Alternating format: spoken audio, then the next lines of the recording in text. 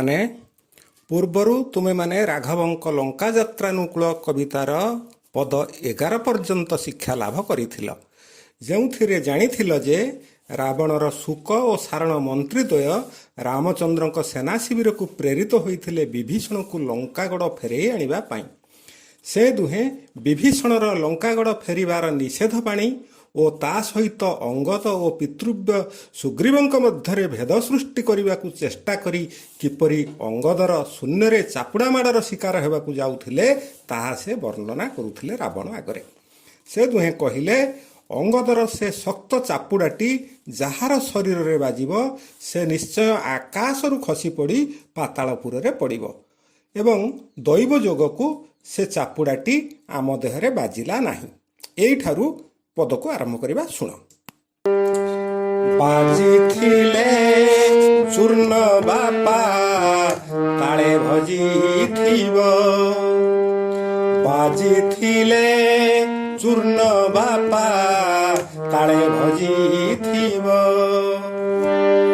ବିନ୍ଧ୍ୟ ଭାନୁ ତୋଷୀ ହେଲେ ବଞ୍ଚାଇ ଦଇବ ଯେ, ବିନ୍ଧ୍ୟ ଭାନୁ ତୋଷୀ ହେଲେ ବଞ୍ଚାଇ ଦଇବ ଯେ,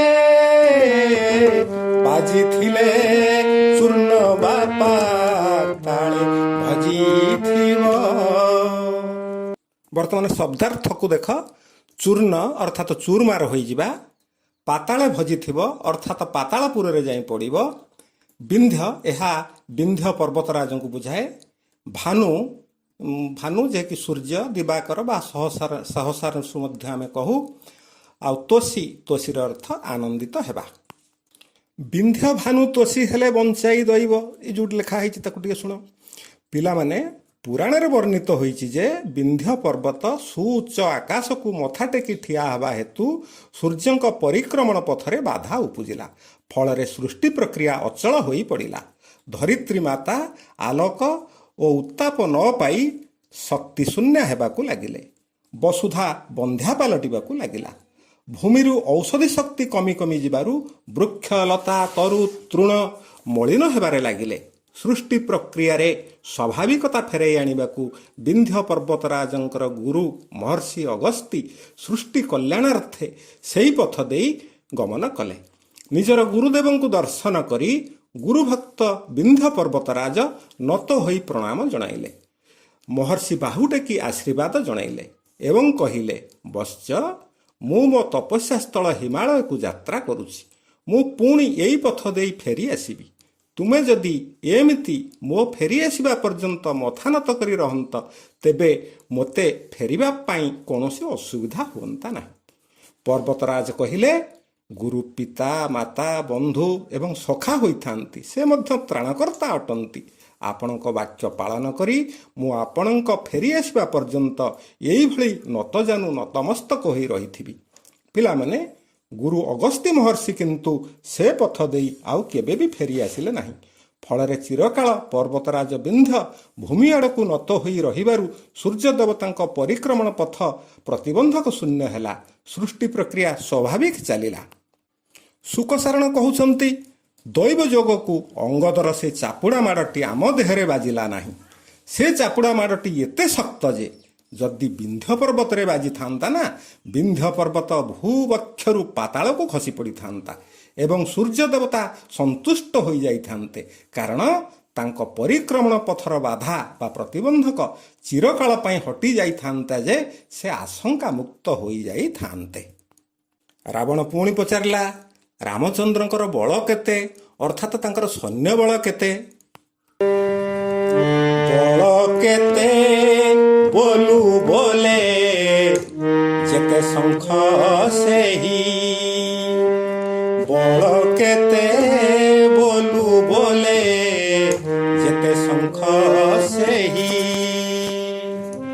ବାରି ରାଶିରେ ଜନିତ ତେତେ ଶଙ୍ଖ ନାହିଁ ଯେ,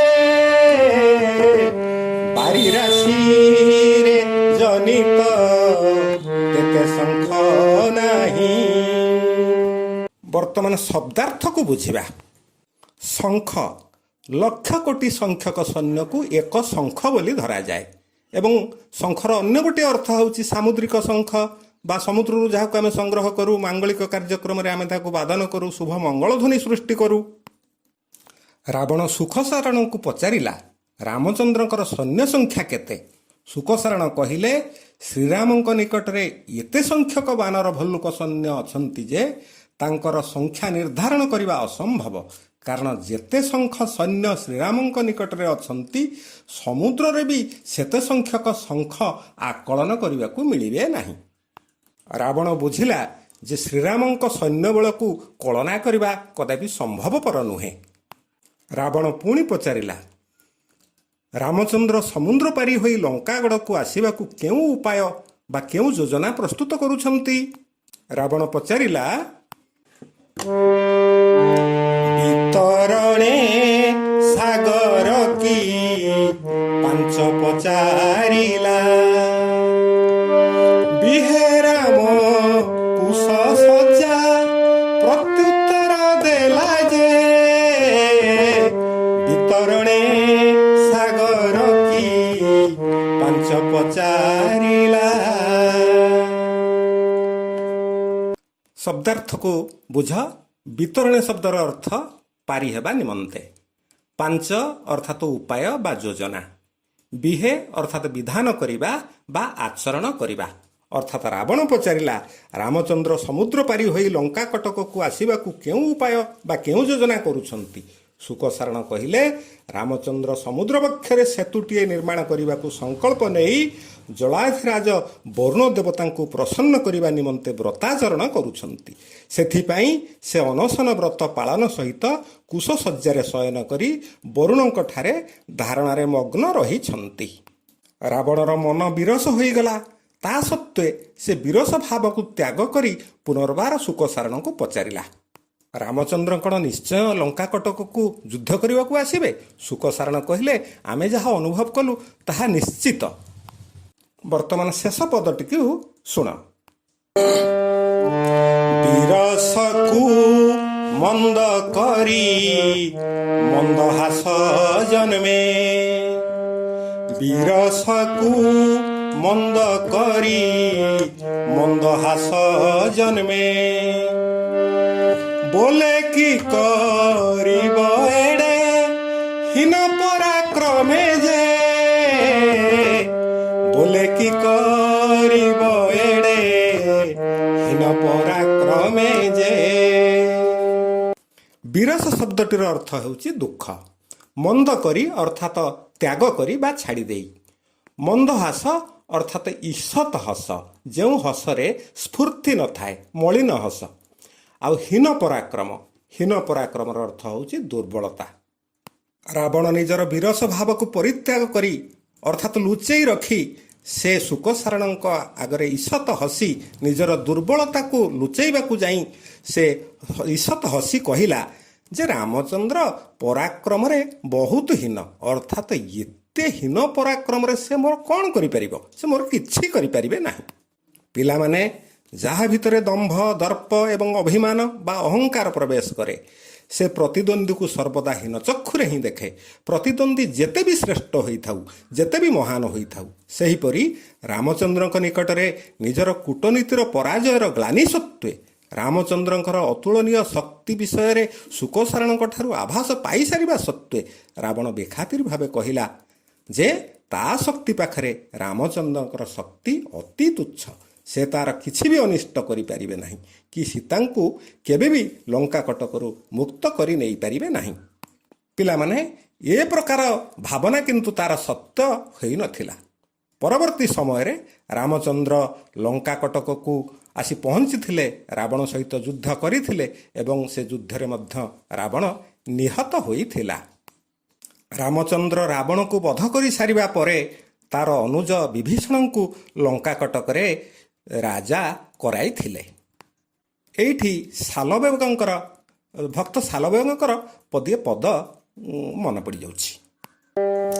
ରାବଣର ଭାଇ ବିଭୀଷଣ ଗଲା ଶରଣ, ରାବଣର ଭାଇ ବିଭୀଷଣ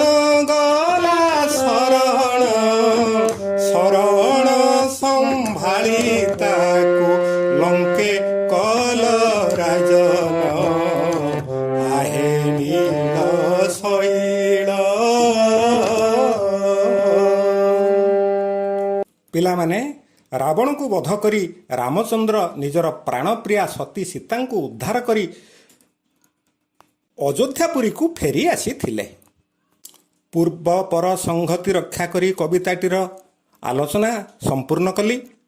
ତୁମମାନଙ୍କର ମନରେ ଅନେକ ପ୍ରଶ୍ନ ମଧ୍ୟ ଉଦୟ ହେଉଥିବ। ଯଦି ମୋର ଫୋନ୍ ନମ୍ବର ରଖି ମୋତେ ପ୍ରଶ୍ନ କରିବ, ମୁଁ ଉତ୍ତର ଦେବି, କିମ୍ବା ତୁମେ ତୁମର ଗୁରୁମା ଗୁରୁଜୀଙ୍କୁ ମଧ୍ୟ ଯଦି ପ୍ରଶ୍ନ କରିବ, ସେମାନେ ମଧ୍ୟ ଉତ୍ତର ଦେବେ। ପିଲାମାନେ ମନ ଦେଇ ପାଠ ପଢ଼ିବ, ପ୍ରଶ୍ନ ଗୁଡ଼ିକର ଉତ୍ତର ଦେବ ଏବଂ ତୁମେମାନେ ପୁଣି ଗୋଟିଏ ସୁନ୍ଦର ବିଷୟ ସହିତ ଅନ୍ୟ ଗୋଟିଏ ଶ୍ରେଣୀରେ ତୁମ ସହିତ ମୋର ପୁଣି ଭେଟ ହେବ।